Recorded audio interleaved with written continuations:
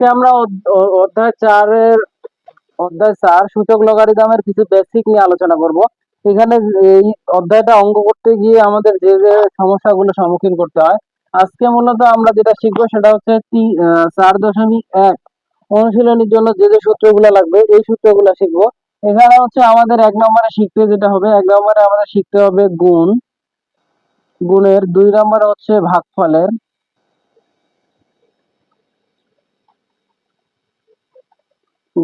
ভাগফলের। এরপরে আমাদের যেটা শিখতে হবে সেটা হচ্ছে গুণফলের ঘাত, ভাগফলের ঘাত। 3 নম্বর আমাদের শিখতে হবে গুণফলের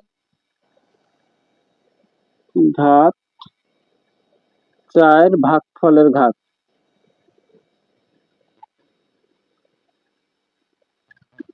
এরপরে আমাদের আরেকটা সূত্র শিখতে হবে যেটা হচ্ছে যে ঘাতের ঘাত।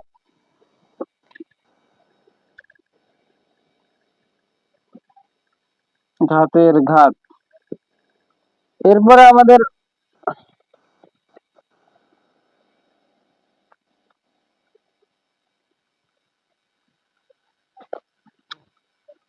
তো এই যে আমাদের এখানে কয়টা শিখতে হবে, 5টা নাকি? এছাড়া আমরা যেটা শিখবো সেটা হচ্ছে দেখো গুণফল। যদি আমরা চিন্তা করি, গুণফল হচ্ছে ধরো আমাদের একটা মান দেওয়া আছে এ আর একটা দেওয়া আছে বি, এবং এর উপরে বলা আছে A to the power A B to the power N. যদি আমাদের এরকম একটা মান দেওয়া থাকে,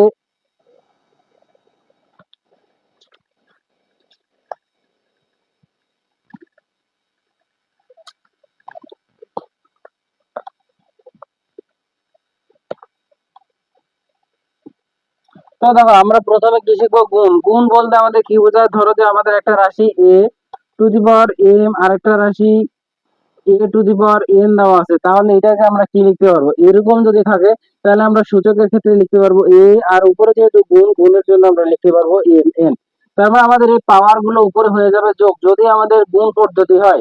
এরপর হচ্ছে যদি আমাদের ভাগ হয়, ধরো যে আমাদের ভাগ একটা A to the power M by A to the power N equal, তাহলে আমাদের কি লিখতে পারবো, এম মাইনাস এন। দেখো এখানে পার্থক্যটা কোথায়, এখানে জাস্ট পার্থক্য, যদি গুণ হয় তাহলে মাঝখানে হবে পাওয়ারে প্লাস, আর যদি ভাগ হয় তাহলে মাঝখানে হবে মাইনাস। এরপরে আমাদের যেটা সেটা হচ্ছে গুণফলের ঘাত।